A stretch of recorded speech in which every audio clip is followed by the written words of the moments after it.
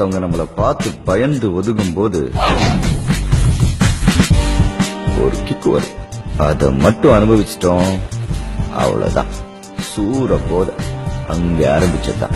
பேரை கேட்டு கால் நடுங்க, சொல்லாதே என்று உந்தன் வாயடைக்க, என் மீது கோபம் இங்கு பார்த்தொடுக்க, என் பின்னே வீச இங்கும் வாழெடுக்க, டிங் டாங் ஒன்ன கட்டி வச்சு